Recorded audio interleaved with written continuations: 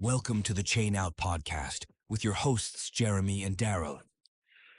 Hey, everybody. Welcome to Season 2, Episode 73 of Chain Out Podcast. I'm Jeremy. With me, as always, is your favorite co-host, Daryl. This guy right here. That's right. Is it getting to the point, Daryl, where it's hard to tell us apart yet? How do you think I'm doing with this little scruff I've been growing? Yeah, I don't think you're quite at my level yet, but I'm interested to see how long you're going to grow it for. Well, someone at work today gave me a great compliment. They said, Jeremy, I noticed your little 5 o'clock shadow there. Yeah. Yeah, so I don't know if that means I'm doing a good job or a bad job, if it's only a 5 o'clock shadow at this point. Did the person that said it to you, did they have a beer? No, she did not. Oh. That's good. So, Daryl, I think one of the things our listeners want to know about you and me is how the chain out battle is going right now. And there is a chain out battle update from the past weekend. You know what? Ever since I brought it up that we were tied, it just happened to be a coincidence that I looked at our UDisc head-to-head ratings that we were even. Yeah. We were tied in games played. We'd drawn 9. Since then, I don't think you've won a game, Jeremy. I have not. Yeah. You have been on a roll. I have. Yeah. We went out this weekend. Mm-hmm. And first time or a couple times since we've been out to Rundle Park. First time since you went and did your record-setting round at Rundle. Right, that's right. I went out with our other buddies, and yeah, went out there again. And what do you know? What do you know? If you follow us on Instagram, you would see that we were doing a running reel update, hole by hole. Yeah, and there wasn't a lot of smiling faces for me in that. Although I will say my finishing score was not that far off of where my score was at the end of last year. But after watching you rip it up in front of me, it just felt it was like putting some salt in the wound there. Yeah. So yeah, I ended up tying with my personal best again, 4 under. Yeah. Do we need to say? I'll tell everybody. I shot a +6, and that was okay. And 2 of those extra strokes we're on hole 18, which can happen. You know, and it's funny because I don't play a lot of winter golf. I play once Mhm. every couple weeks. I didn't play winter league or anything like that, so I haven't done a lot of off season training per se. Like I've done a lot of putting in my basement, Mhm. but not real form training or anything like that. But coming back this year, getting actually out on the course, and you know what I put it down to, and this isn't a plug. This is just happenstance. Okay. But I was talking to my buddy Mark, or our buddy Mark, about what I thought the change was of how, because last year I was the same as you, Right. +4, +6, +2. That was our range. Mhm. And then twice this year I've gone out and shot -4. Like, what is the difference? Right. And it isn't marketing or commercial or anything like that, but ever since I've switched out my whole bag to Innova, Yeah. and we your can talk about multiple this discs. later. When we had multiple plastics, Mhm. it was a case of, oh, you know what? I like this FD. I'll throw it. Nah, it doesn't really work for me. I'll take it out. I'll replace it with this Explorer, or I'll take that out and I'll put a hex in. Or you're always mixing and matching your bag. Mm.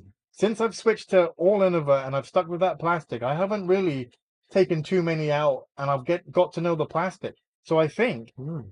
this is my pro tip. And it doesn't have to be one manufacturer, but if you stick with plastic that you know, stick with the discs and learn the discs, because I think that was my problem, is I was switching and chopping and changing too often, too fast, Gotcha. not learning the discs.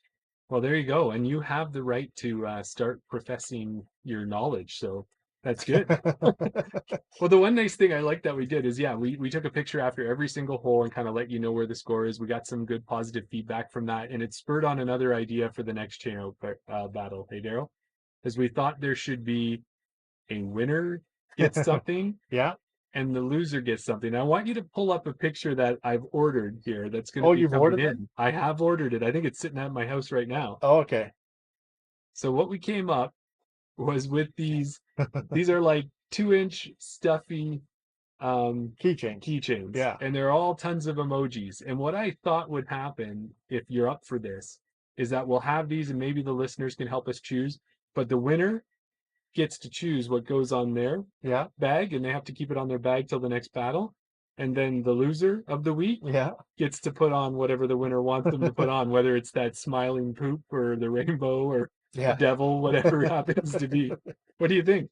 I'm up for that. Yeah. Yeah. So, all right. We just want to say hi to everybody in the chat. Hey Dylan, hey Tim, hey Dina.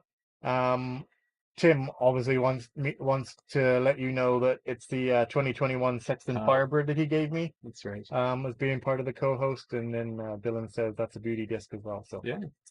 Well, another thing too, we want to take a moment at top of show here to let you know is that there's a big event going to happen this summer at Smith Lake Farms, which is just outside of Comox, BC on Vancouver Island. Yeah. We talked about it before when Sophia teased it, but Sophia Donica, Chance Stad, Thomas Gilbert, Nate Sexton are all going to be at this camp happening between June 13th to 15th. So you can head over to Disc Golf Scene and check it out.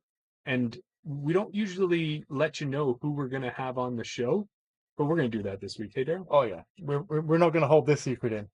Yeah, next week our guest on the podcast will be Smith Lake Farm owner Clea Adair. Mm-hmm. And also we're going to be speaking to co-tournament director, I believe he is, Chance Stad. Yeah, and last time we talked to Chance, he's just a whole bunch of fun. Chance Stad. Yes. I wonder if he's caught any of those slip-ups we've done, hey? Yeah. So. And we're hoping to get some sneak peek, some extra little interviews with some other people that might be involved with it as well. Mm-hmm. We'll just have to wait and see. There's a little teaser for you. Absolutely. Yeah. And we like to say that we are Disc Golf Canada first, and we really are, I think, Daryl, at this point, because we're going to be in 2 weeks here. We're going to be kind of covering coast to coast in the fact that next week we'll be talking to people from Victoria. Yeah. And then we just finished sending off a 350 giveaway prize pack all the way out to Peter Clark, who's Canadian. Yeah. Out in Newfoundland. Exactly. Cannot get more coast to coast than that. So I think in about 2 weeks or so, however long it takes to go across the country, Peter will be getting his package there. Yeah. So that's awesome. And if you guys want to get some deals, we've got those for you. We've got a bunch of discount codes. We're happy to be sponsored by Cardinal Disc Golf and BR Disc Golf. Cardinal Disc Golf will get you some sweet threads or a nice hat like Daryl's wearing. If you put chain out at checkout, you'll get 10% off. And if you go to BR Disc Golf, Brendan McKinstry's always going to look after you. Put chain out in your checkout and you'll get 10% there. Absolutely. And then we've got other people who just want to support the podcast too. We do. And that's Chains, the disc golf board game. Callum Mathers over there. If you put chain out, you'll get 25% off. And Or then, you can click the link in the chat. Yeah. And then the other thing is that the goat towel, the greatest of all towels, if you use COPS, POP. How come I always struggle with that one? COP15, you'll get 15% off. And then, of course, make sure to subscribe. We always appreciate that. Click the bell, get all your information. And after tonight's show, we want you to check out our Patreon. Yeah. Where we've got a free link to join us on Around the Basket, which is our other podcast. And you can join up as a free member and check it out there. Watch it live, join in, add your comments, all that good stuff. And last week, we talked with Jordan Alway. Yeah. He had a lot of good stuff to say. Oh, yeah. Jordan's never short of a word or two to say. Yeah. Yeah, he does so much, though. He does, really. Yeah. He's our Alberta PDGA representative. Yes. He's the TD for the Lost Egg tournament. He's co-director or co-organizer for Falcon's Flight. Yeah. And what else does he do? We said tournament director of Lost Egg, Cold Garden Tour, coordinator. I don't know. There's just so many things that he does. Yeah. And he's always doing things to further disc golf in Western Canada. But this week, we're going to have a guest on, like we've had on before. Yeah. It's going to be great to catch up with this guest. Victoria's FPO, Gabby Lee. Yeah, we're excited to chat to Gabby again. It's been a while. We'll let you know how long it's been later on. That's right. Yeah. So join us live after this episode, or watch it when it comes out on Saturday for the masses. There you go. Yeah. Well, Daryl, should we get to this week's guest? Yeah, I'm so excited. And I know the chat's excited as well. Let's go. All right. Tonight's guest became a PDJ member in 2001, Daryl. 2001. Wow. You know why I think it was 2001? I'm guessing that he was just waiting to make sure that Y2K didn't take down the PDGA membership website before he joined. That's a while, yeah. Yeah. He's currently the marketing director for Innova Discs. When he isn't posting awesome disc golf content, he's traveling and supporting disc golf wherever he can, from College Disc Golf Nationals this past weekend in South Carolina to Canadian Nationals this fall in Ontario. Yeah. His Wombat Wednesday posts are a must-see every week. We are excited to welcome Jeff Panis to the podcast. What's up, fellas? Hey, how are you, Jeff? How you doing? Doing great. Thanks for inviting me onto the show. Looking forward to having a chat with y'all. Yeah, absolutely. That's what we're all here. We're all here just to talk about disc golf. We are. Yeah. And on the Wombat Wednesday, I need to up my game a little bit. I really need to give a shout out to the Wombat community, the Wombat gang. People like Miles and Kevin and those guys who every Wednesday, I wake up and I'm like bleary-eyed, just having my first sip of coffee, and I look in and Kevin wants to collab with you on Wombat Wednesday, and it's just like, I got to give a shout out to the Wombat gang. They're amazing. You guys keep it up. That's awesome. Yeah. Yeah. Good to recognize. Well, we're doing some research on you there to prepare for the episode, Jeff. I saw that you're out in Rancho Cucamonga, if I've said it correctly, California. But we know you were the home of Innova. Yeah. Yeah. But we know that you were out in Rock Hill, South Carolina. So have you recovered from the big trip last week, or where are you at? If I look freshly shaven, it's because I just took a shower about 45 minutes ago. And that's because I'm still catching up on sleep, guys. Collegiates, it's a PDJ major, right? Mm-hmm. I was out there solo on behalf of Innova Marketing, and Innova is a big part of Collegiates. We've been a founding partner since 2007. But really, there's a lot of other people that contribute to that experience. The PDGA does a lot for that. We had Gatekeeper out there, Ace Run Pro. Those guys were doing post-produced. And this year, we had a record number of competitors. There were over 800 student athletes from 110 plus teams. Wow. So as you can imagine, trying to tell the story of that many students on 5 courses across 4 days it's tough to do. And as you guys know, with your passion for your show, I have the same passion for what I do for disc golf and for Innova. We tend to really want to give as much as we can, and Yeah. that takes a lot of energy. But I'm glad to be home. My wife's thankful that I'm home. Our dog Sparky, he's happy that I'm home. So after today, let's just say that I feel like I'll be closer to a full tank. Wow, gotcha. So when you're away doing something like this on location, some people might think that you're just taking a vacation. You're going, it's something out of your normal job realm. You're going there, you're covering something else. Do you ever get to a point where it's like you're glad to be back because you get a rest?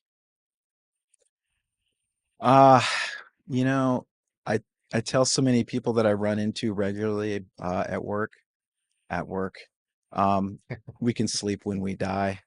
And disc golf fuels us, right? And it Yeah. fuels me. I am grateful. I'm blessed that I get to spend time with pioneers of disc golf and people who give as much today as they did the first day they came into the sport. And I feel the same way, like I want to give until the body just says, "Hey dude, you got to sit down. You got to like take a break. That's 5 cups of coffee today. No, you need to chill out." But we're all fueled by the game and what it does, right? Like I think we all it's a reason why we love it when disc golf gets a peek into the spotlight, when we make it on ESPN or Yeah. a video goes viral and people get excited about it. You hear about it from people who aren't in disc golf. You might hear it from a family member, like, "Hey, I saw disc golf on TV." We're so proud of our game and our sport, and it's all about the community. Yeah. And I'm just like you guys. I'm a part of it, and I'll give all that I can. Yeah. That's awesome. Oh, that's great. Yeah. Well, and one of the things about the community side, once you do kind of get a little bit of rest, maybe in that, one of the things we like to find out from our guests is what their local course is, or where's the place that they're always heading out where they like to play. Maybe it's because it is close, maybe it's just their favorite one in the area, but where do you like to get out to? I know you guys are not just on YouTube. Uh, if you're watching Innova Wombat at all on the weekends, Saturdays and Sundays are Martha McLean. It's all about it. Dave, Jerry, Sam, and when other special guests have the nerve to come and join us, um, we leave it all out on the course. We give each other a hard time. We place bets. We talk a lot of smack. And I'll tell you what, that's just like the essence of recreational play and disc golf. And I love it. Talk about refilling the tank. We work all week at disc golf, and the joy and the irony is we get to play at disc golf on the weekends to refill our tank for the next week. So Martha McLean is our course. It's a nice 18-hole, really diverse layout in Riverside. Holes are relatively short, they probably range between 220 to, I mean, there might be a couple holes that are close to 400. Um, Right. but for a weekend, get out with your buddies kind of course, it's perfect. We can get in around, and we don't play all the holes. We skip around a little bit, but we can get in a round in under an hour and 15, 20 minutes. So Wow. the funny thing is we spend more time, sitting on Dave's bumper of his van talking about what happened that week and catching up on life and disc golf. And I think it's half of an excuse just to get out and play. The other half is to sit in the back of Dave's van and just go, okay, that disc that you just, this little tester prototype thing, this Yeah. is kind of cool, Yeah. So Yeah. uh it's not even, I think the course is just an excuse to get out. I will say this. My brothers and sisters back in Rock Hill they know this about me. I so love going to visit them because I'm so jealous of the courses that they have in the Charlotte and Rock Hill area. They've got hundreds of amazing courses all within 15 to 30-minute drive of Charlotte or Rock Hill. Rock Hill and Charlotte are very close together if you didn't know that. But to go out there and play disc golf, and then we come back here, and I'm not casting shade on my California peeps, but I do wish we had more diverse layouts that had more trees and had some of the quality courses that they've got back there in North and South Carolina. Yeah, that's awesome. Yeah, no, I wanted to go back to your Instagram post there with the Martha rules that you get out there and play. Those are some of the best clips that I get to see all week, is when Dave and Jerry are just going at it. Now, somebody mentioned, I think it was last week or the week before, that maybe we should be Statler and Waldorf, because we kind of argue, or we kind of, we've got that kind of personality. But I think Dave and Jerry, the way that they just argue back and forth, and the way that they banter between each other, I think Statler and Waldorf kind of fits them a lot better than it fits us. Yeah, they have so much history together. Dave, Dave's been in disc golf obviously since the beginning. He's been throwing, frisbee golf and doing distance champion stuff since the 70s. And Jerry was at La Mirada in the late 70s, and those guys have been playing together literally since then. So, Right. Wow. you talk about two dudes who go way, way back. Those guys go way back. Yeah. And then recently I was just scrolling back down through your Instagram, and something that caught my eye. Somebody had a question about what putters that Dave uses, and you'd put down that he uses zeros. I did. Yeah. And I don't know if I can reach over here. Well, Go ahead. yeah, I was just going to say that when I grow up, I want to be like Dave, because I putt with zeros as well. The R Pro plastic is my favorite. But in that clip, you mentioned that you were testing the new prototype, or there was a new plastic R Pro coming out. There it is. Whoa. When can we expect to see this new R Pro plastic? That's a good question. When things are prototyped to actually making it out into the public space, there's so many opportunities for discs to leak their way out. It could be the factory store, it could be a tournament fundraiser disc, it could be wholesale wide release. Mm-hmm. It could be a limited custom run, it could be a team thing. So it's just something like this. It's almost like it happens somewhat organically. This one is not one of those that is going to launch with a lot of coordinated fanfare, because we have so much R Pro stock still on hand that it Right. needs to slowly bleed in based on whatever models are low on inventory. It's not like we're just going to take and grind hundreds or thousands of discs just because the plastic has changed slightly. Yeah. So I believe that we have, like this one here, this is an AVR. Okay. So if anything, you might start to see the AVR come out in this slightly modified material. And I've been putting with this thing now for 3 or 4 weeks at least. And it's funny because I've never putted with R Pro for any length of time. I've tried R Pro material in a variety of putters, but I just, for whatever reason, never stuck with it. Yeah. This though there's something about it. It has that firmness. It almost reminds me of Nexus, but it's a little bit tackier, if that Right. makes sense. But to those of you who are familiar with Innova Materials and you're familiar with Nexus, um, but I love this, and Nexus is kind of challenging because we don't offer Nexus in very many molds. It tends to be more of a premium offering that goes to the Innova factory store. So our Pro, on the other hand, is a wide release material. So that's the cool thing, is that once this does start to make its way out, you're gonna see it at your local pro shop. You're gonna see it at the retailers that your favorite Innova retailer. So Yeah. stay tuned on that, and I'll share. Yeah. Yeah, once I hear more information on other models that this is is coming out in, you'll hear it from me for sure. But it's just one of those things that's going to be a slow push because we still have a lot of inventory and there's Yes. things in motion with existing R Pro. But this is good stuff.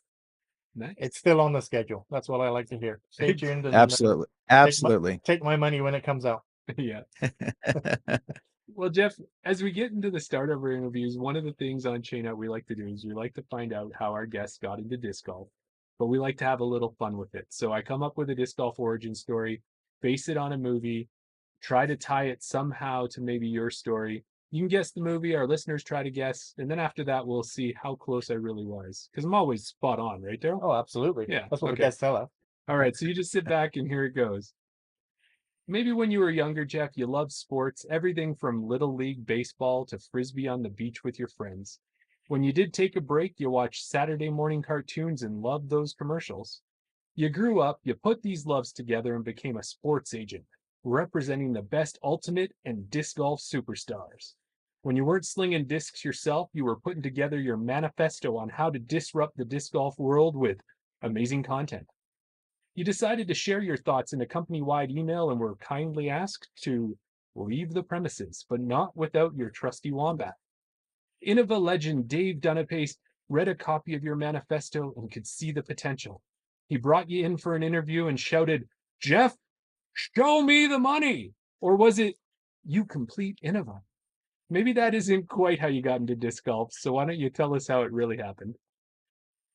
Okay. Can I pick up on the Jerry Maguire reference? Yeah. We got it. Oh, let's go, baby. I dig it. Show Me the Money. Yeah, that's such a great movie. My origin story. I grew up in Scottsdale, Arizona, and first time I threw a disc was at Vista del Camino, and a lot of people out there might know that as the home of the Shelley Sharp Memorial. My buddy Tim Dowds was manager of a skateboard shop, and I was really into skating in the 80s. And this was like 1989. And Tim goes, "Hey, we got these things called disc golf discs into the shop. Let's go try them out." And within 3 throws, I lost my DX Rock in the pond at Vista del Camino. And, the funny thing was we were playing at night, but there's enough light in that park where you can actually see where you're throwing. Um, not well enough to escape the ponds, but it was a cool experience. And, my head was just elsewhere at the time, and I did not touch another disc until 2000. And my family, Denise and Kyle and Kona, we lived in Littleton, Colorado. And my neighbor, Jay Burkhart, he comes knocking at the door one day with this frisbee in his hand and goes, "Hey, there's this disc golf course, a little 9-hole course not too far from us called Ken Carl Ranch. You want to go and play? It's pretty close and we could probably play it pretty quickly. I played it yesterday and it was a lot of fun." And he had a frisbee for me. So I said, "Yeah, let's go." So, we hop in the car and head up there. And I think we played maybe 5 or 6 rounds of 9 holes that night. Didn't come back until after dark. Like, we were going back and forth, and, he would birdie on me, and I would birdie on him, and it was just we were caught up, and we lost track of time, and had such an amazing time. Immediately hooked, like, Yeah. absolutely hooked. And here's the funny thing. We were throwing frisbees, right? There were Mhm. kids in the park that were throwing discs. Okay. And we were mocking these kids. We're going, "Yeah, we're never going to throw those golf disc things. Forget that, man. We're going to stay true to our roots and throw frisbees." Like being cool guys, And we did that for, I would say, 2 or 3 months until we went and we played this course called Fort Logan Safari. And it was a course designed by, well, I don't know if he designed it, but he was definitely like the shepherd of the course, Scott Holter. The dude is a legend in Colorado disc golf, goes way back. And if you're from Colorado, Scott Holter. Mhm. And he hosted an event there. And Jay and I just like on a whim decided to go and enter this tournament. But I remember practicing on that course before the tournament, and Jay gets out of the car, I get out of the car, and I had a DX AVR and a DX Cheetah, and he had his Frisbee, and he looks at me and he goes, "What are you doing? You cheater. I can't believe it. You turncoat." And so Jay immediately went out and got, I think he got a DX AVR, and I know he got a blue DX Gazelle. And the two of us played with those two discs for, I would guess, I don't know, 6 months. You know, we learned the flights, we learned turnovers and hyzers and, you know, low line shots, and man, just learning the game with those two discs. We had such a great time.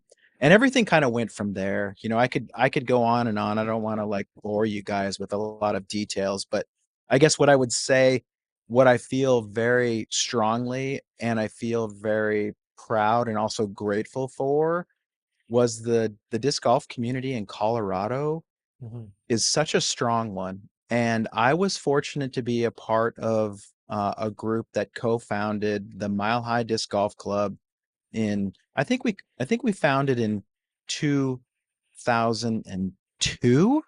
I'm Okay. pretty sure. Right. Um, and it was John Bird, Tom Hamilton, myself, and Russ Brower, and the four of us co-founded the club, and within a couple of years we were well over 300-400 members Wow. strong. And that's because, I'll say it again, Colorado has one of the best disc golf communities in the country. And from that point on, I served as secretary of the club for many years. We brought a digital tag tracking system to Mile High. Like, here's our very first tags that we created. These were Okay. done in 2000, Right. 2003. We had tags. Wow. Nice. See the little O3 right there. Three, yeah. Yep. But I hand coded this tag tracker that was digital. So, you know, you could be a TD and you could log into the back end of the website and you could enter the names and the tag numbers and submit it. And then live, the whole club could see the latest tag run right on the homepage. And that was like back then in 2003. That was a big deal to have a digital experience. And I say that because I've always felt as though I have been fortunate to be on the crest of the digital wave at every part of its evolution. So you can go back to the early 2000s, you know, social media wasn't yet a thing. Web development and web design has been an ever changing thing for many years before social media really sort of occupied the consumer space, right? Yeah. But that's what helped get me all the way up here to Innova. You know, was my Right. experience from back then in digital technology, connecting that with experience for Right. people and giving people an experience that they had never had before. Right. That breadcrumb experience for me is what helped me get to Innova. Because if you look at, I was hired in 2016 to come and work for Innova as the marketing director. And, you know, if you really know Innova history, and a lot of people who have just come into the game since COVID, right? They're picking up bits and pieces of what Innova has been. Yeah. Dave created the very first golf disc in 1983, the original Eagle. And along the way, he created nearly every category of disc that came after that. He created Right. the AVR, the first disc designed as a putter, the very next year, 84. Wow. So it's like, if you think about the progression of Dave's mindset in understanding both the evolution of the market and also the evolution of this technology, he did his best to marry where the market was at the time in their abilities and also where courses were in their design. Many courses back in the 80s and 90s were very short because they were used to frisbee golf. Right. And Dave, if you look at the patents, Dave had a design for a high-speed driver back in 83, but he didn't drop it immediately because the courses weren't ready, right? And Right. he took a lot of backlash actually early on because people were saying, "You ruined frisbee golf. All of these holes now on these courses are now obsolete because with your discs, they can now blow past the basket." Right. But Dave knew that like people would evolve. Courses would continue to go into the ground, and the courses would evolve to the skill and the attributes of the discs that he was making. And so if you look at the progression of both course design and disc uh releasing over time, and if you marry them together, you can see how Dave's design philosophy played out for decades.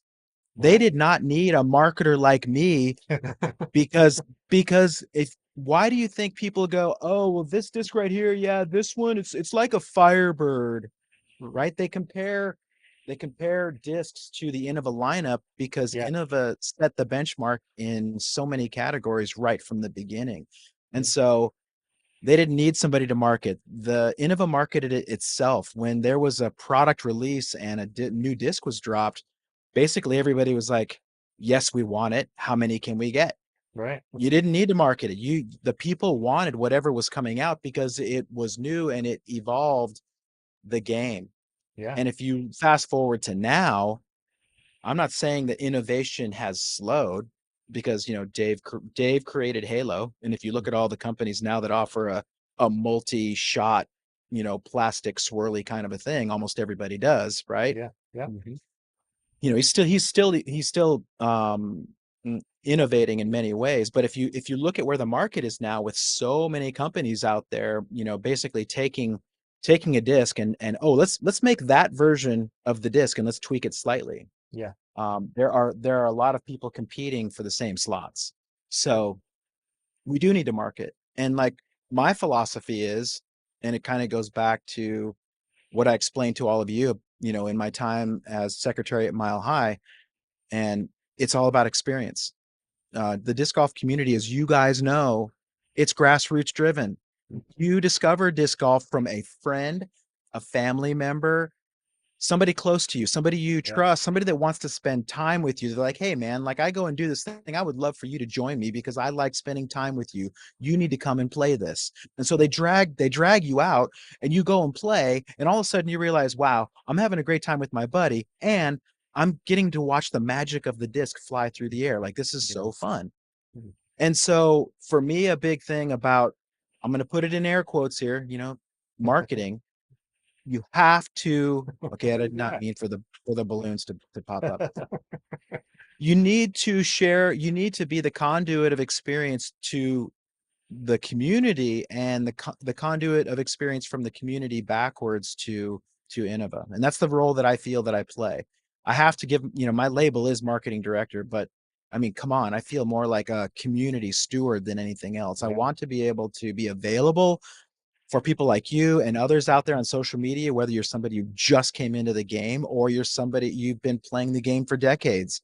I want to be able to be available to answer questions, to talk, to vent frustrations. Like, hey, are you guys going to do this? Because that's how it works these days. The speed of the community is so much faster because of social media.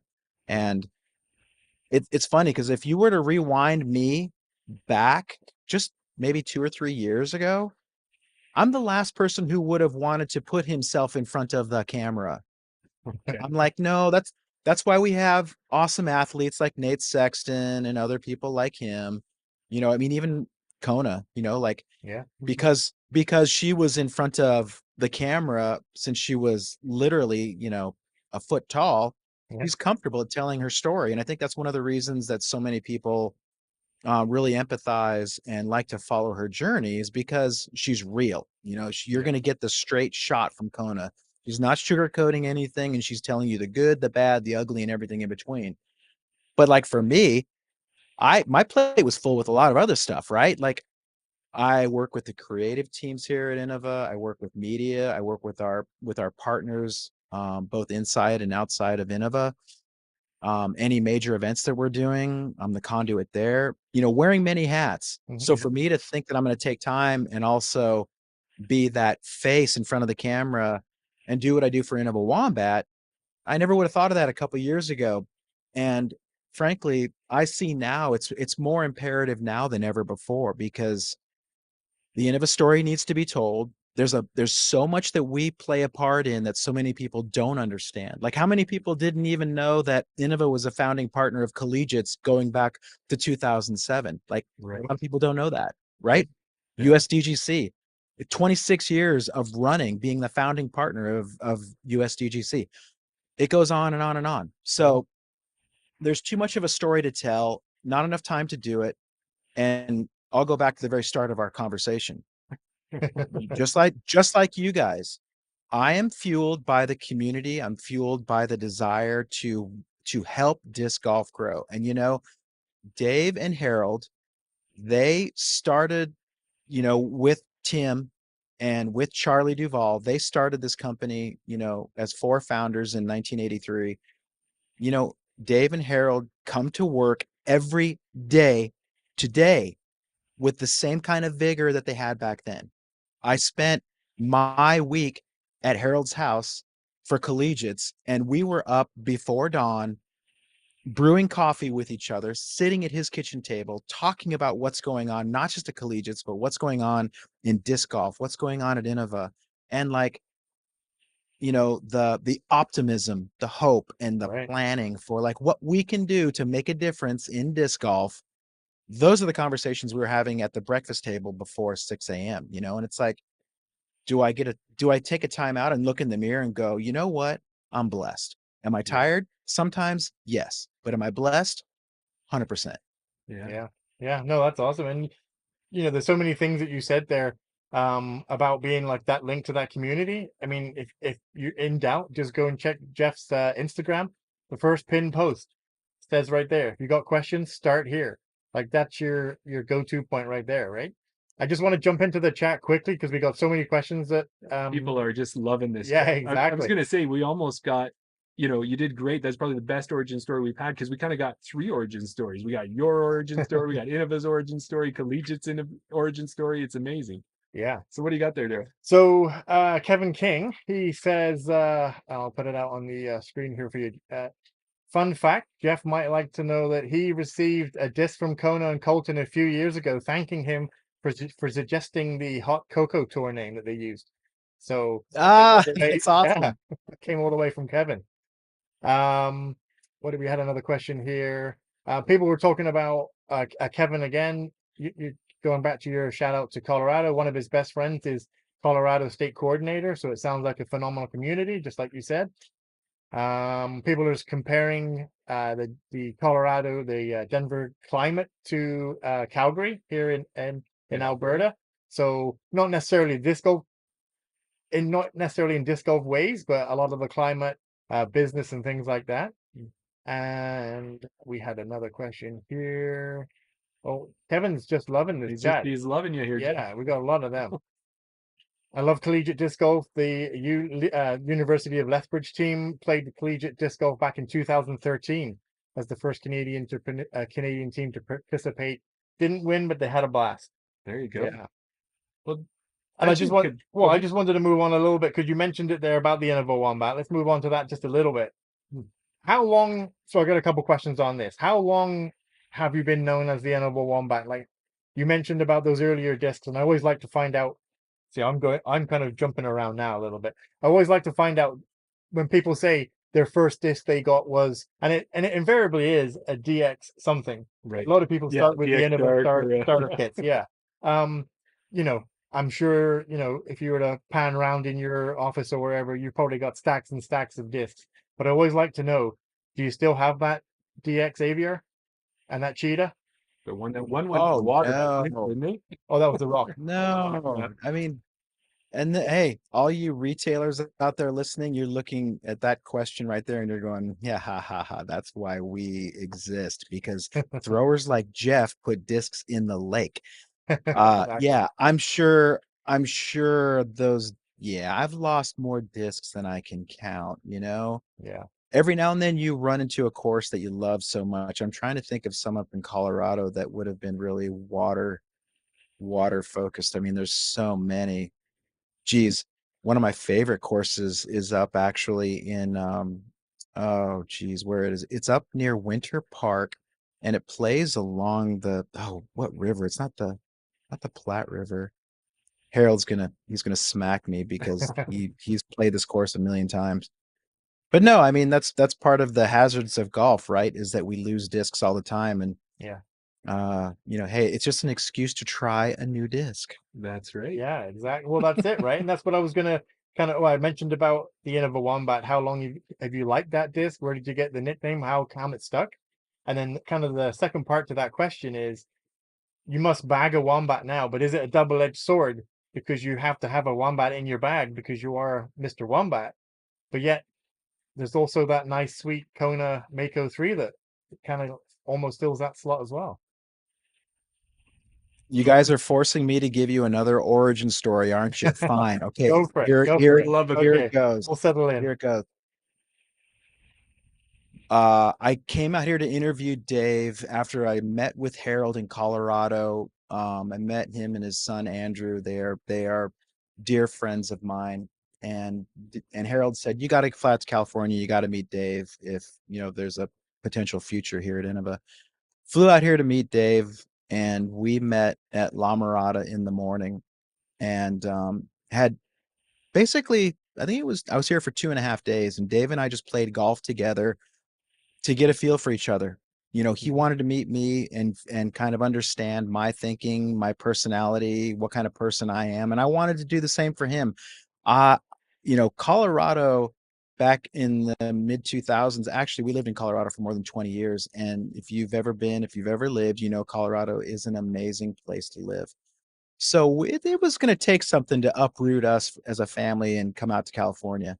But I wanted to come and see Dave, and I did. And long story short, I believe in Dave's vision. I believe in Dave as a person. Dave is one of my favorite people to hang out with. As you guys know, I would not be taking videos of him and Jerry and Sam every weekend and us just, killing each other with insults, because you can only do that with your best friends. And I truly do love Dave. He's so much fun. He's so awesome. And it frankly, it blows my mind that this same person has done so much for the game, and he just shows up every weekend, and all he wants to do is be the mad scientist that he is and create new discs and have fun with his friends. So it's like, of course I'm going to do that. So first week that I'm at Innova, Yeah. Sam and Dave are like, "You meet us at La Mirada. We're playing an early morning round." Okay, cool. I get out there. We are on La Mirada backside. We play the first 2 holes. Couldn't tell you how well I played or not. It was pretty cold in the morning. Still getting used to the California climate. I love it's so nice in the mornings when that dew is there and that early morning fog is still kind of covering the sky, and it's just, man, it's beautiful. Yeah. We get to hole 3. Sam Ferens is a man of presentation. If you ever get the opportunity to spend time with Sam Ferens, he's going to put you first. He is going to stop what is going on, and he's going to put you in the spotlight, and he is going to do all of the pomp and circumstance to recognize you in some way. And I love Sam Ferens for that. He's now one of my best buddies. Yeah. We're sitting there on the tee pad. He walks over to me, and he has this blank disc, much like this AVR, which, by the way, I never saw blank discs before working at Innova. You just don't see blank discs floating around, right? Right. They don't leave the shop. You just don't see them. It doesn't happen. Yeah. He walks over to me and he presents me, and I don't think I have one handy. I know I have a similar one somewhere, but I should have brought it for the show. Oh, I do, right here. Same run. There you go. Oh, This is Kona's. So she's gonna probably message me and go, "Put that back in my collection." But it's from the exact same run. This is the prototype run of the Star Wombat 3 that was created in like October of 2016. okay. So imagine a version like this, but with no markings on top. Actually, no, there was a marking on top. Sam had his name on top. And he walks up to me and he presents it to me and he goes, "Jeff, as your first week as an Innova employee, I present you with your very first Innova disc." And Wow. I don't even know if I don't think he had thrown it. He just wrote his name on it. It was unthrown. But it was exactly like this one, like this kind of pale pink star material. blah, blah, blah. And Dave, I look at Dave and I go, well, how does this thing fly? And he goes, I've seen you throw. Just throw it straight. Trust it. It's going to have a little bit of turn on it and it's going to hold that turn. So trust it. And if you know anything about hole 3 on backside La Mirada, it's changed a little bit in previous or in the last couple of years, but it's a down sloping right to left about 320-foot hole that has basically trees that sort of intermittently come into play the whole way down. Right. And this disc is so great for it because you can throw the Wombat up over the canopy, trust that it's going to get on a slight turn angle and hold that angle. Had not thrown the disc one time. I listened to Dave, I put it in my hand and I kind of felt it and I'm like, wow, this just feels like a fast frisbee. That was kind of like my mental interpretation of it, like a fast frisbee. And everybody starts with a frisbee, right? And you know how frisbee flies. Put that into your mind and then just trust it, train it, trust it, and let it go. I did, and I threw it, up over the canopy, and it got this gentle turn, and it kept going, and it kept going. I mean, this thing has a 6 glide, right? So it just kept going and going and going. And it sat down in the circle underneath that huge tree. I don't know what kind of tree that is on hole 3. And basically, I didn't park it, but it was in the circle on that hole. And like Sam looks at Dave, Dave looks at Sam. They both look at me, and I can't remember exactly what was said, but that was the day. Essentially, I became the Wombat. And like this disc, trust me, this disc will never leave my bag. I've grown to love this disc for so many other reasons, and you guys will hear it from me ad nauseum. I will go to my deathbed saying this is the best starter golf disc on the market. You only need one disc. You need a Wombat 3. You can drive with it. You can fairway shot with it. You can approach with it. And yes, you can even putt with it.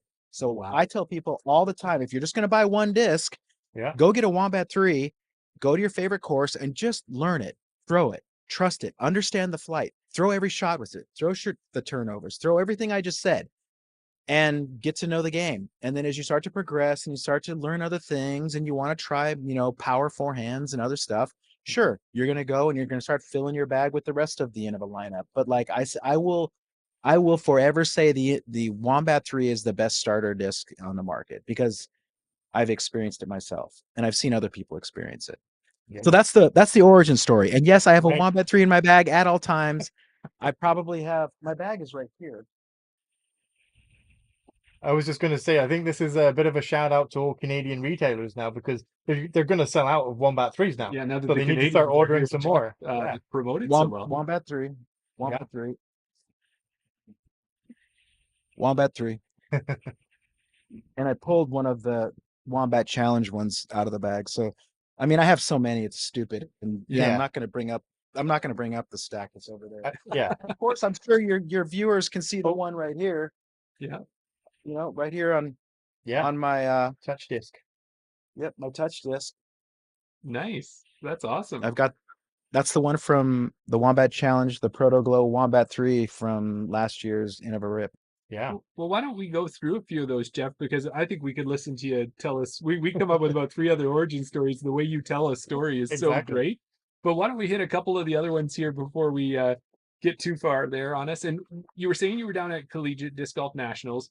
We're so proud, as you saw Kevin mention, that University of Lethbridge was one of the first teams to ever go down there. But now we've got 2 colleges that are there. We've got Trinity Western University out of the Vancouver area, and then we've got Redeemer.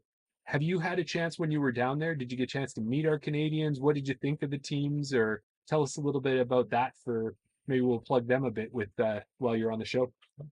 Yeah, that's easy. That's too easy. I met Chris Hartman, the coach of Trinity. Trinity Western. I think I met him 3 years ago at the collegiates at not Rock Hill, North Cove. He was there and actually Joyce Lung, who was competing this year for Trinity Western, she was at North Cove at that same event and was telling stories about them being there. And it's just that's one of the things that is really pretty cool about collegiates is as these student athletes get the opportunity to come to it, they want to make every single year that they can to compete because it's the best experience that they're ever going to have in disc golf. And so I think I've seen Joyce 3 collegiates straight, Okay. so no stranger to Trinity Western, and Chris is he's an Innova ambassador, so I know him in that capacity as well. He Mhm. designs fabulous courses, in British Columbia, Yeah. and he's a great coach, so it's like those guys are very fortunate. They have a solid program, a great leader in Chris, and to see the team just routinely show up and play well and compete. I don't know where Joyce finished overall in singles, but I was following lead and chase card for the final 9, and she was right there in the hunt, so if I'm not mistaken, I think she had the best finish of any of the Canadian women out there. So Yeah. shout out to her. Like her experience at that event has paid off, and it's she was all smiles when I saw her. It was just like, man, old home week, great to see you again. Yes. And then when it comes to Redeemer, um I will be honest in saying I wasn't as familiar with Redeemer, but what was it? Kalen Shat. Yeah. Yeah. I followed the final 9 of the D1 singles, and I'll tell you what, I'm sure you guys, if you saw that coverage, Yeah. having not seen Kalen throw before, in the first 4 or 5 holes, I'm looking around and I'm going, this Kalen kid is gonna pop up and he's gonna take this thing. Yeah. Right. He was right there. Yeah. I think he took the lead I at one think point. he had an unfortunate string of bogeys for like the Yeah. last like 4 straight holes, and it was a bummer just to see him just sorta lose a stroke a hole and peel away from that. Yeah. But like, whoa, when it was starting, I'm looking at Daryl, Daryl Bankus is like with me and we're following along together. He was live streaming me on the first tee of the final Right. 9. Oh, Yeah. Jeff and oh, Kalen. And I'm like, well, who are these kids? Daryl, who am I talking to? Yeah. And here we are like 5 holes into this. And I'm thinking, man, he was not joking. This Kalen kid is going to take this. Yeah. So it was great to see. It was great to see Redeemer get recognized in that way. Have one of their students on feature coverage and just representing them so well. And that's another thing that's great about collegiates. If you follow the progression of it over time, these kids are coming out to this and they all have matching jerseys. You have the D2 and D3 teams out caddying for D1. You've got the Right. D1 guys out supporting the other team. It's like it has become this. The camaraderie of it is unlike anything in disc golf, and you probably saw me share that in stories, throughout the week. And I've told people up until last week that collegiates was like coming very close to being my favorite event in all of disc golf because it's very difficult to unseat USDGC Throw Pink Week. Like that week is Yeah. unlike any other week in disc golf, and I don't think that anybody will ever be able to top that. But collegiates unquestionably is at the step right beneath it. And frankly, if we're being honest, I think collegiates has an opportunity to do as much, if not more, for disc golf than any other event that we experience. I'm not saying that that's going to happen, Right. but when I see what's going on at that tournament, and when we all know how passionate alumni, students, and colleges get with their sports, Mm-hmm. if they even give disc golf a chance, when I say they, I'm talking about colleges and universities Right. worldwide. Yeah. If they give it a chance and support it at the level like, you know, Eric McCabe gets at Emporia State, like Chris Hartman does at Trinity Western, if everybody gets that kind of top down school support and organic support from the community, watch out. like watch out for college disc golf. It has all of the potential to be the biggest thing in disc golf.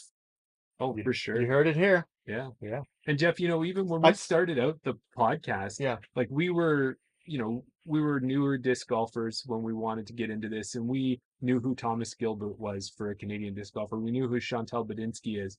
But as we continue on and we've got to really know the players in Canada, that's where these collegiate players started to show up on our radar. And like Zion and Verity White are two of Chris's players right now. They're sisters out of Trinity Western, and they're keep an eye out for them. They're going to be coming up. You mentioned Kalen Schatt, also Jake Boskamp. He's been out there and he just regularly on the Ontario scene. He's just ripping it up and doing a great thing. And one of the things Chris had mentioned when I was chatting with him is he said they're already looking for some new players for next year. So it's not one of those sports yet where it's, if you want to play it at the collegiate level, there's an opportunity for you. If you're a young kid going into college or into university, there's openings on these teams if you want to go out and snatch them. So Eric McCabe and Emporia State are offering scholarships, I believe, to basically go to school for disc golf. okay. I mean, come on. Yeah. Where was that when I was growing up? Yeah, exactly. No, I had dinner with Eric McCabe while we were there, and I said, dude, I'm thinking of going back. Like, is there a graduate program or something that we can get into? Is there an upper age limit? Yeah. That's awesome. I just wanted to give a shout out there. We mentioned Kalen doing so well on coverage. I watched that coverage. I was following along PDGA Live. He ended up tied for third. So Is where he yeah, finished. Okay. yeah, exactly. Shout out to There you go. is it Jesse Longenecker? Longenecker. Yeah, Yeah. for winning, for taking. He was Yep. he started off the tournament first. Kalen was like Jeff was saying, was battling back, got into first place, but then just had that run of bogey holes there. So Yeah. tied for third. Just wanted to let everybody know where he finished. Well, that's good. Yeah. Yeah. Yep. And he did a really good job a couple of years ago at Canadian Nationals that were in Thunder Bay, Ontario, where he took a really commanding lead at one point, but still, as he's a young kid and working it out, Thomas's experience there came into play, and I think he took it away from him in the end. But it was a good battle. So Kalen's been doing a lot too. Yeah. But with that too, Jeff, why don't we talk about some Canadians that you might know a little bit more about, because Innova seems to recognize great talent when they see it and likes to put Canadians on the team. And we were talking about someone we might have been chatting with earlier. Yeah, a little bit of a spoiler, but we were speaking to BC Sophia Donica. Yeah. Yeah, she first got the attention of Canada back in 2023. Yeah. Where she placed third at TCO, and then she went on to win BC Open. But when she really got kind of her real got a part of recognition was when she was at the 2024 Portland Open. Right. Yeah. Yeah. And so have you had a chance to interact much with her? And what are your thoughts on Sophia there, Jeff? Man, I could say so much about Sophia. First of all, great person, right? If you guys have spent time with Sophia, you know what a humble, happy, and pleasant person that she is to be around.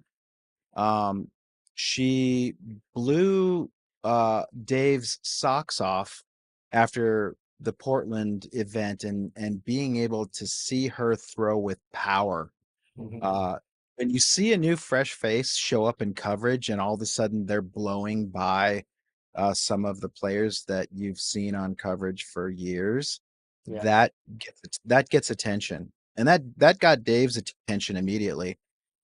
But what I will say stood out for me most about Sophia was she was coming to visit here in California. I want to say it was early last year, I think. And she went out and she played the early morning old guy round with Dave, Jerry, and myself. Okay. And she's out there beating up on us. And she's doing it with a smile on her face. And, she was taking, the smack, and she was giving the smack, and she was smiling the whole way through it. And I knew that day that I was like, man, we are so blessed to have Sophia as a Team Innova athlete. And we are, she's just a great person. She represents the sport well. She represents Innova in a great way, and she's so talented. So it's like you love to see it. Yes. And I know you've spoken so much about it, but now that she has that her own signature disc, the Eagle L, what a great disc that is. I know I bag one now. Have you guys seen any of my Innova Wombat footage of that disc? Mhm, Yeah. I have. Is that I'm so? looking in the mirror at myself going, Dave. And actually, I think I said this to Dave on the T pad at Martha one of these weeks recently. I looked him straight in the face and I go, dude, why have you been keeping this disc from me? And he's like, I can't keep track of all my kids. Give me a break. But truly, like that disc is insane. Like Well, Jeff, can I say that maybe was it probably something like you were Yeah. saying a little earlier there that maybe Dave just didn't think you were ready for it yet. It just wasn't the right time to release that disc to the Wombat. Dave has forgotten more fantastic discs than anybody will ever make. There you go. I'm not kidding, man. Like you guys know that's one of the challenges that we have at Innova is Dave has created so many amazing molds Mhm. and then they go out of production and we keep moving forward. He keeps progressing in speed and in flight. And I think I'm not, this is not Dave quoting him verbatim, but the sense that I get from Dave is he wants to continue to push faster speeds and neutral flights, and you think about that. Is that not the definition of the Eagle L? Oh, This for sure. thing goes dead straight at this fairway speed and it fills a slot that is like 3 or 4 speed categories deep. So you can basically, take a disc or two out of your lineup and this thing can replace that. But, Dave has so many of those discs that he's created over time. Like, what about the Viking? What about the Orc? Like, Yeah. pick any disc. People say, "What about the Archangel?" Like I- you'd be shocked. I haven't thrown some of these discs that people mention, and Dave's the same way. Like he will think back into his mental Rolodex and he'll be like, "Yeah, I made that disc because it was sort of an evolution of this and it was an evolution of that. Yeah. But now we got this disc, and this disc is a little bit better than that." So it's like Yeah. That's how it goes. Dave is always chasing. Dave's always chasing the next innovation, and that's again. He's in his mid 70s, and that's why he shows up at Martha every week. And he gets out of the car and he goes, "Today I'm kicking your ass." you know. So it's like, how do you not love that? Yeah. That's Exactly. awesome. That's your boss. Yeah. Yeah. Well, Yep, that's my boss, kicking Jeff, my ass.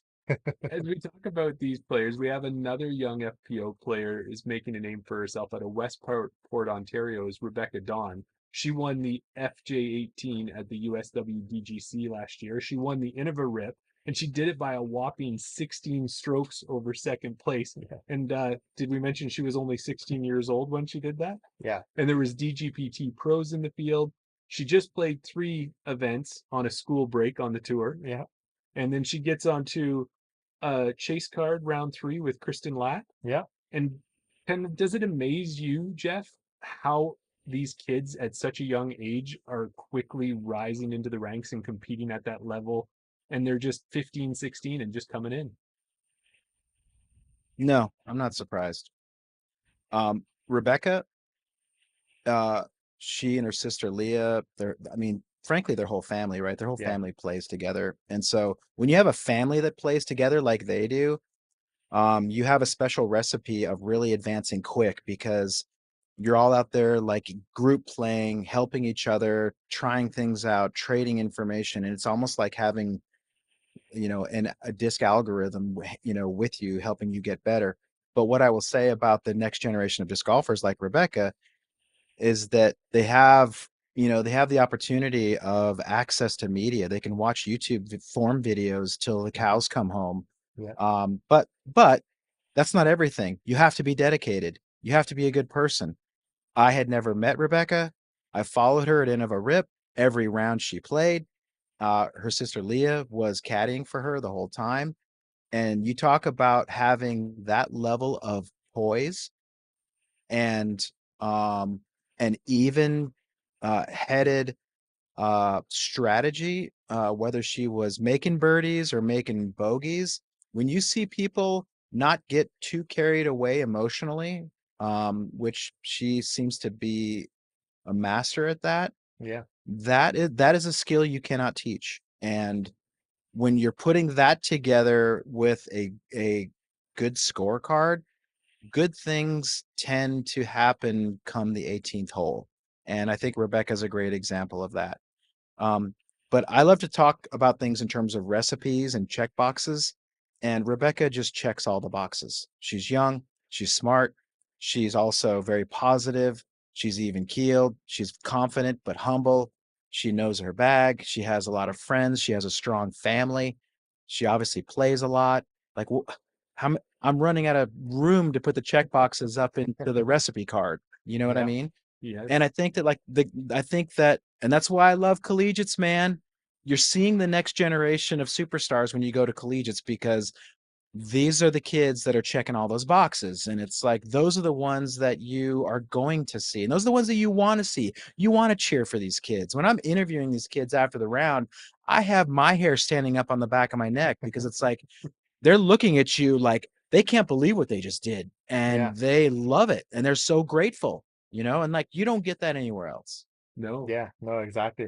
We were first introduced to we did a junior episode on our podcast. We had Rebecca on, and it was such a, we could tell right then, like, she was so well spoken. She had a level head.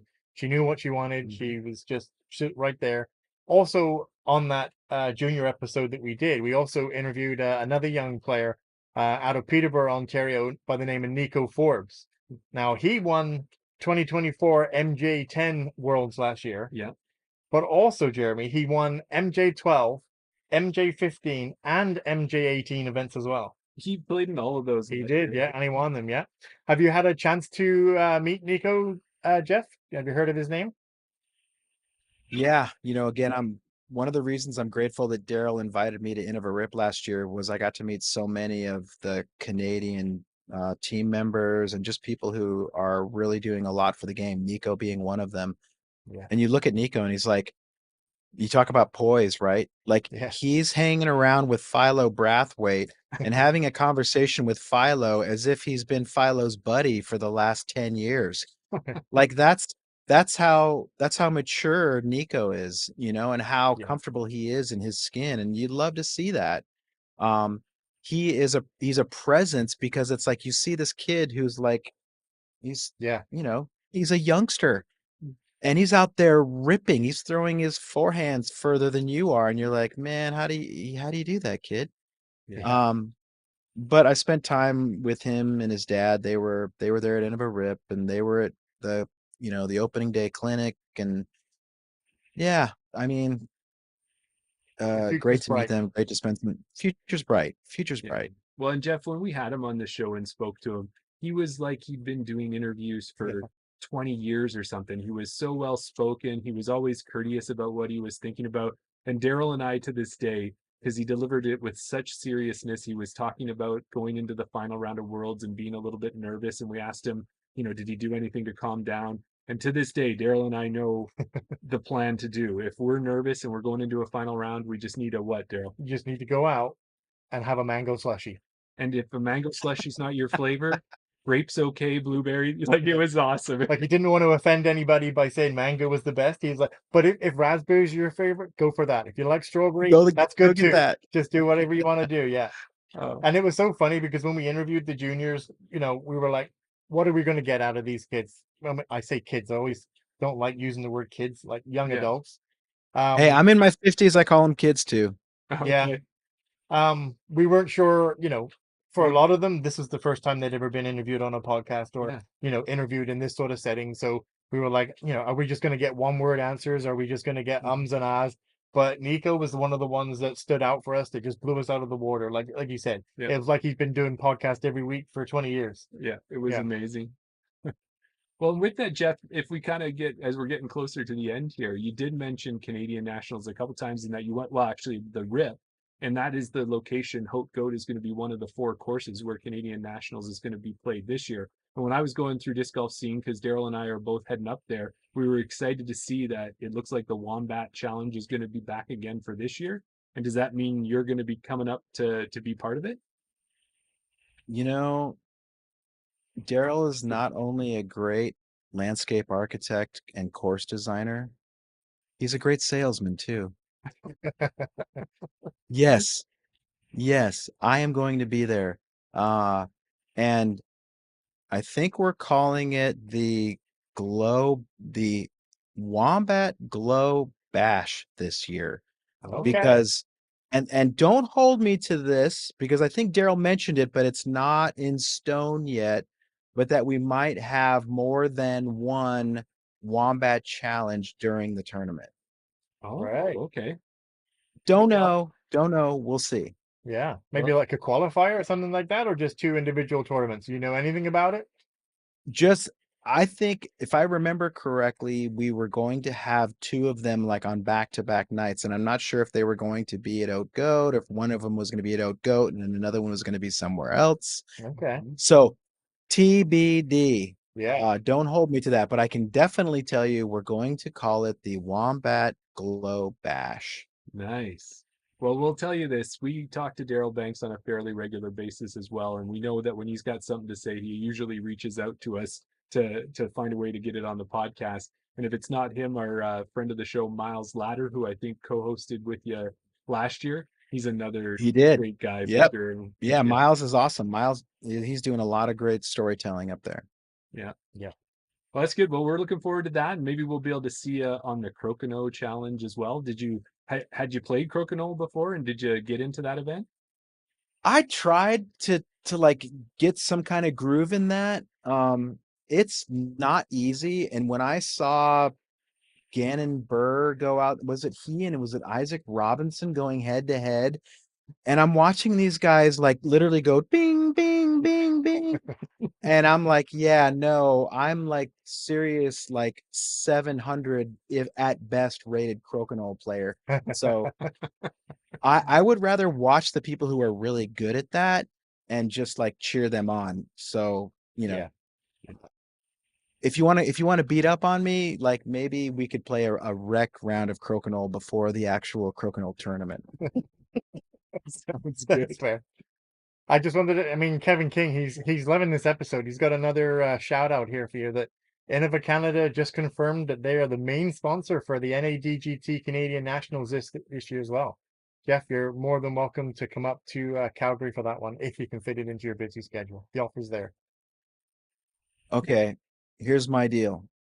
Innova made a commitment to founding Innova Canada, and man, disc golf is thriving and doing great up there, and that's how much we believe we had to get rooted in Canada.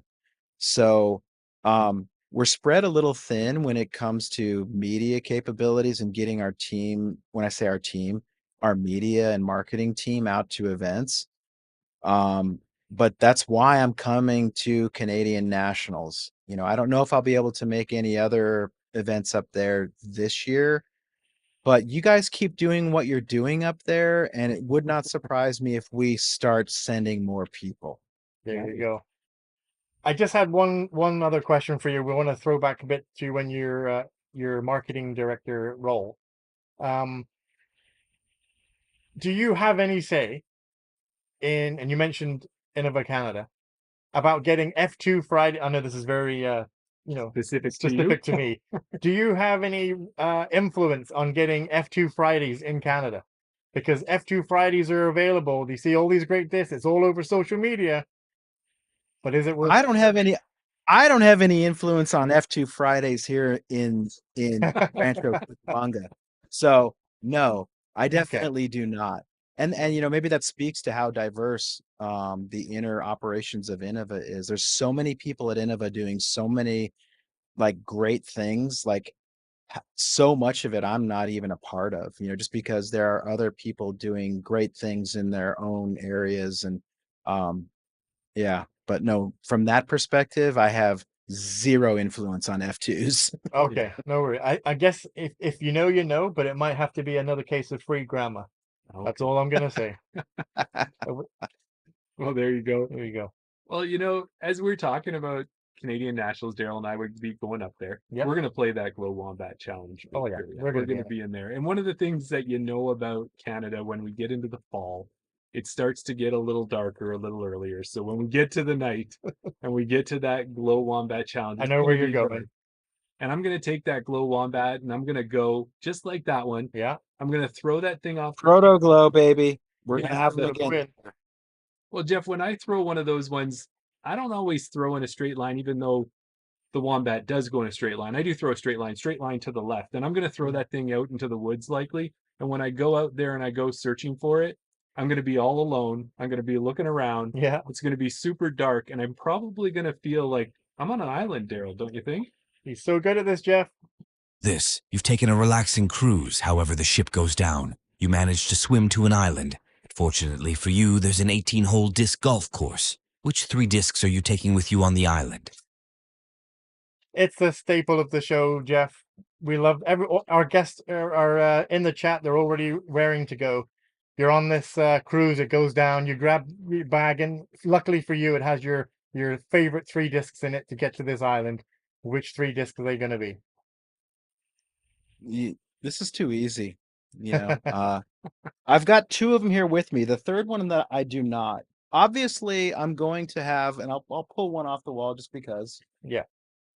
Wombat 3. Here's the Wombat Challenge from Innova Rip. I'm gonna have a Wombat 3 in the bag because, like I told you, this disc is if you had to play with one disc, you can do it with a Wombat 3. And so when I travel, you can pull me aside and go, Jeff, you better have one disc in your bag. And you know what? I do, and it's a Wombat 3. So it's like I'm gonna have that thing no matter what. It's gonna be the one disc that I have.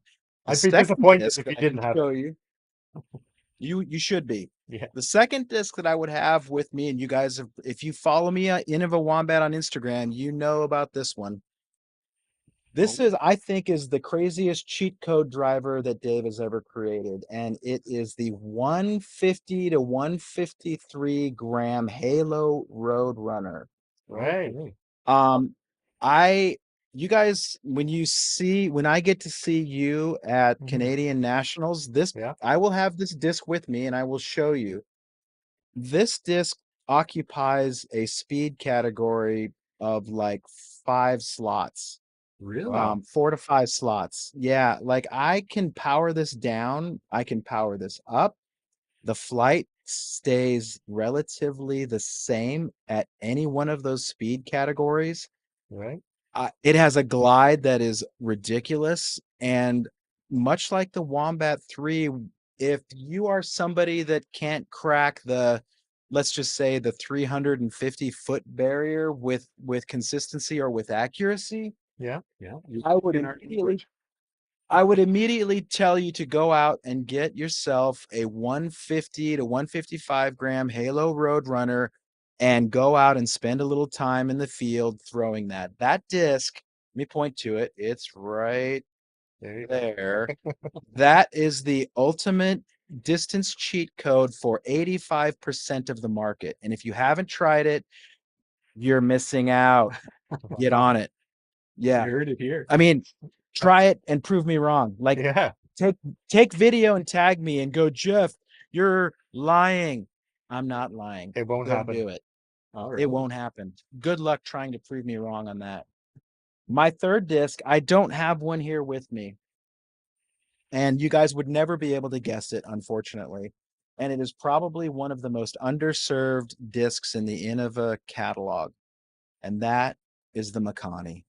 Oh. The Makani Yeah. is such a glorious thing to have with you. Like if I didn't have my Wombat 3 with me everywhere I went, I think I would probably have a Makani with me everywhere I go. Right. The Makani is one of those discs where it's a bigger diameter disc. It's got Yeah. a higher profile.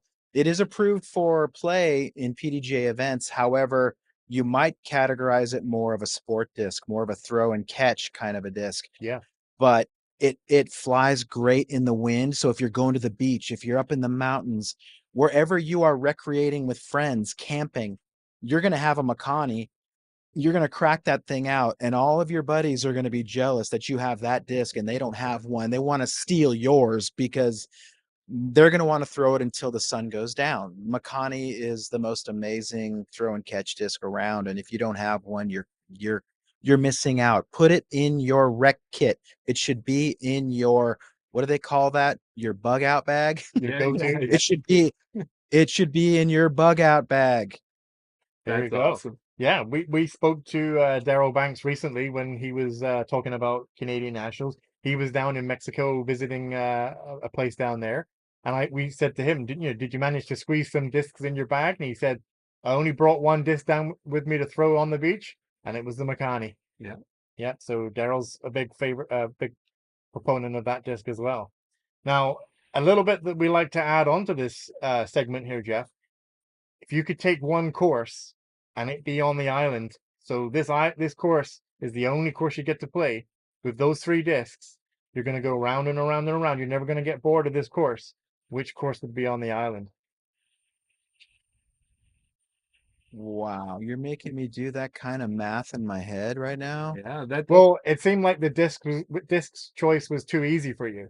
So this one is going to have to make you think a bit. You've played quite a few courses from Colorado to California to Charlotte. You know, go. you know, Oh, go to even. I've played I can't even say I played many courses when you really think about the number of courses that are out there in the world, right? Sure. Yeah. And some of the courses that are ranked hot, like I've never played Maple Hill, and everybody talks about Maple Hill.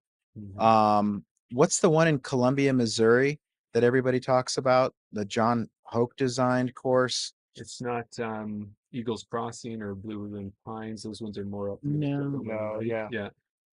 No, I can't remember the name of the course. Anyway, that's the one that, like, for whatever reason, that one sticks out as a course that it's on my bucket list to play and I've never played it. Anyway, I feel like the only answer I'm going to give you is the ones that I have experienced to date. So we may need to, like, have another visit to the podcast in like 5 years and say, "Hey, Jeff, what have you visited that like took the place of that course?" Yeah. Yeah. What's So- the island like now? So for courses that I have played, I mean, let's just crank it right up to the most majestic. And I'm going to say it's going to be the Everos course in Norway, Everos, Norway, the home of PCS Open. Yeah. Right. It's almost impossible for me to describe the scenery if you've never been to the fjords of Norway. Right. Sorry, you just need to go, because trying to describe it, you're going to do it a disservice. And Everos has views that overlook the fjords in Norway, and so it's almost that magical experience that the sum of its parts are much greater than what you even get to experience. Okay. But you have the gates of Valhalla. Yeah. You have the finishing tractor hole. Can you guys recall the scene of Greg Barsby winning that tournament, holding that battle axe over his Yeah. head Yes. as if he just won, the war? Yeah. So that course makes the hair on my neck stand up. And I have some dear friends that live in the area, like Truls Vic. He's from that area. Yeah. He's our European team manager. And so many others out there who have become great friends, Christian and all the guys from PCS, like, it's just their family, Right. So it's like, that course, I could play that course over and over and over again, because I'm imagining that I'm playing it with some of the coolest people on the planet. There you go. There you go. So a Makani. Yeah. A Protoglow Wombat. Yeah. 3. And Halo Roadrunner. Halo Roadrunner. Lightweight Yeah. Halo Roadrunner. 150, Lightweight. 155. Yeah. Yeah. And I don't know if you caught it there, but for anybody who gets nagged by their significant other because they're always going out and playing disc golf, Jeff had a great line there. If somebody ever says to you, "You're going out and playing disc golf again," you can say, "Well, considering how many disc golf courses are out there, I haven't really played that much." Yeah. The percentages are real low. Exactly. That's a great line. Come on, hun. Look at you, disc. Like I'm in the like less than 1 percentile here. So I've got some catching up to do. I There got some you work. go. Yeah. Well, Jeff, we appreciate all the time that you've given to us. And before we let you go, we do want to give you a moment. Is there anything that you wanted to shout out or anything that we didn't cover that you wanted to bring some attention to? Normally at this point we say, do you have a sponsor? But I guess that's We kind think of we know give. you're covered. Yeah, I mean, Dave is my sponsor. You know, I show up at Martha and Dave opens his trunk and he goes, "Here, I just molded these. I kind of like the feel of it, but let's throw them and let's see what they're like." You know, so that's my sponsorship. There you go. No, you guys kind of heard me talk about it a little bit. Um, I feel so grateful and I'm blessed that I get to work with some of my best friends, and I see how hard and tirelessly that they work to further disc golf, not just Innova. And they feel obligated to continue raising the bar of excellence in everything that we're involved in, not just making discs, but hosting collegiates, hosting the championship, you know, on and on and on. And, you know, there aren't a lot of people doing all those things. So we tend to wear a lot of hats, and I would say that we're doing not the best that we can, but we are making every effort, you know, to continually raise standards. And I'm just grateful because I'm the new guy on the block. I've only been here for 9 years, and I work with people who have been at Innova for 4+ decades, you know, and most of the people have been here for several decades. So it's like I'm learning every single day from the people who do and have been doing great things at Innova, and I'll continue to cherish that as long as they let me do it. Yeah, awesome. I gotta admit, Jeff, I'm a little bit disappointed, a little bit sad that we didn't get a visit from Sparky, but that's okay. If you want to go and see him, and if You anybody know, wants to follow you, where would they be able to follow you and get a better look? yeah, I mean, obviously, Innova Wombat on Instagram, that's where I spend most of my time. Most of you guys know that. We just spun up a fun little Instagram for Sparky. It's called it's_Sparky's_house. And I think he has 2 followers, Denise and me. Okay. Expect So that number to hey, go up. if you missed Sparky today, you can go follow him on Instagram. You guys know, man, dogs are family. Oh, Dogs and cats are family. absolutely. There you go. Well, awesome, Jeff. We look so forward to catching up with you at Nationals. And of course, we'll be watching all your content, adding some comments and likes wherever we can. So thank you so much for joining us tonight. Great to be here. Thank you guys. It was a fun conversation, and I would kind of conclude by saying, hey, I'm here. Reach out to me. You have something, feedback you want to share, let me know. All right. Awesome. Thanks for your time, Jeff. We'll definitely be in touch. Love it. Can't wait to see you guys in September. You bet. Sounds good. I think there's a song about that. Probably. Yeah. Perfect. Thanks, Jeff. See ya. Jeff, the Wombat Panis. Daryl, did it live up to everything you hoped for and more? You know, at the end of every episode, we're always like, oh, what a guest. That was great. Oh, what a guest. You know, take it to the next. I think we really just took the podcast to the next level. Oh, 100%. And I apologize now. I apologize to people in the chat, and I apologize to you if it took a lot of Innova turn, and there were very Daryl centric questions coming out there. We spoke a lot of you know, I mean, I could have spoke to Jeff for days, and just the stories that guy can tell, right? Well, you know Like what? you said, we asked him a question, he gave us 3 origin stories. It was amazing. Yeah. And I gotta say, episode 73, it just took Jeff Panis as a guest, and Daryl got a chance to talk. You did good, bud. There you go. No, it was awesome. And, just the enthusiasm that he has and the passion for the sport and just sharing even all that information. Like, we know that Dave has always been a big proponent about disc golf and always been at the forefront of it. But Yeah. just to hear some of those extra things that Jeff was talking about, those were some of the stories I hadn't heard before yet. So. Yeah, no, and it never gets tiring, you know, like we, just to drop a few names, we had Scott Stokely talking Mhm. about when he first got into Yes. disc golf, the first discs that were coming out. Mhm. But then hearing that same story about the first, everybody kind of knows that the first disc was the Eagle, the original Eagle. Right. But then to add on to that, but did you know that the next year Dave already had the next disc, ready to go? And so many in the queue just waiting and actually Yeah. changing the face of the courses with Yeah. these discs, right? Yeah. Yeah. So But again, if you do want a laugh, I honestly recommend you go to check out Innova Wombat on Instagram. Mhm. Scroll down or keep a lookout for the weekend when you see Dave and Jerry just listening. Those two banter back and forth. They argue about who got CTP, who's getting long putt, Yep. and Jeff always refers to Dave as the big guy, Right. and yeah, always fun to watch. Well, that's awesome. Well, we thank you for joining us for this. And if you've lasted this long, we hope you're subscribed to our YouTube channel. If you're not, get over there and subscribe and click that bell. And also follow us on Instagram. Make sure to add some comments. Tell us what you thought about this episode. Go back to it on YouTube and let us know.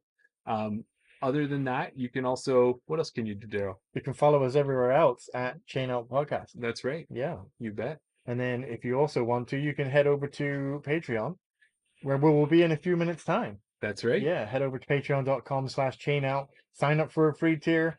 You'll get a link to access the live recording of our Around the Basket episode. This week, episode 20, Mm-hmm. we're so happy to be going back and speaking to a previous guest that hasn't been on for a while, but we've kept in contact. Yeah.